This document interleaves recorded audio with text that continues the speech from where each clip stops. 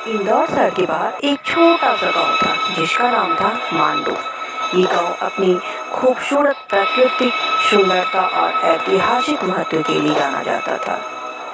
मांडू में कई प्राचीन मंदिर, महल और किले थे जो इसकी सभ्यता, संस्कृति और विरासत की गवाही देता था। लेकिन मांडू की सुंदरता के पीछे एक भयानक रहस्य भी छुपा हुआ था।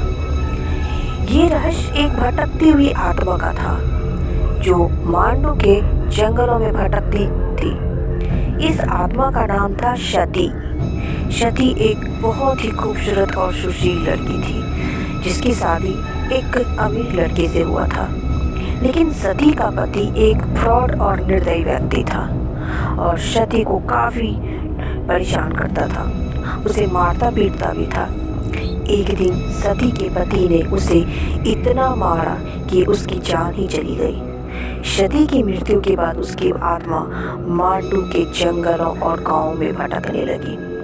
वह अपने पति से बदला लेने के लिए बहुत ही बेताब थी। सती की आत्मा रात के अंधेरे में जंगलों में भटकती थी।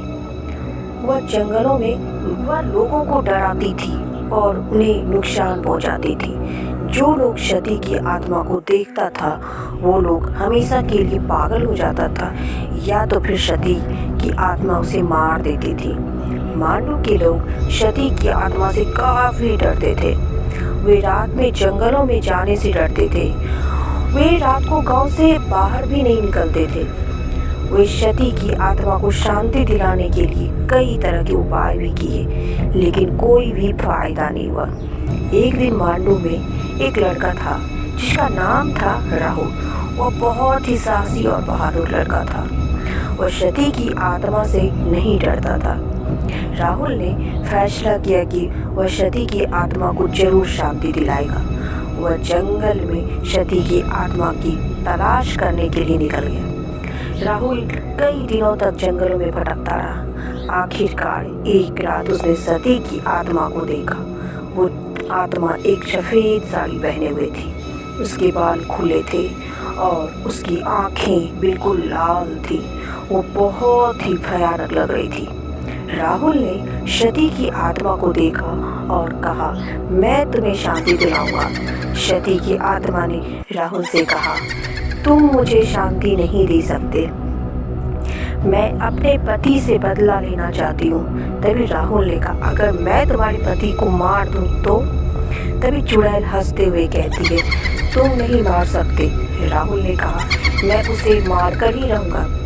तभी राहुल ने उस आत्मा से कहा, तुम्हारा क्या पता है? आत्मा ने अपने पति का सारा पता बताया और कहा, मेरे पति महल में रहते हैं। फिर राहुल ढूंढते ढूंढते उस महल में पहुंचा जहां उसका पति रहता था। राहुल उस आत्मा के पति को खूब लड़ाई की और आखिरकार राहुल ने सती के पति को मार ही दिया। तभी सती की आत्मा ने राहुल को धन्यवाद कहा। सती ने राहुल से कहा कि अब मेरी आत्मा को शांति मिल जाएगी। सती ने राहुल से कहा कि मैं हमेशा तुम्हारे साथ रहूँगी। फिर उसने राहुल को एक तावीज़ दिया, कहा, इसे तुम हमेशा अपने साथ रखना। राहुल ने तावीज़ ले ली और उस आत्मा को अलविदा कह अपने घर लौट आया।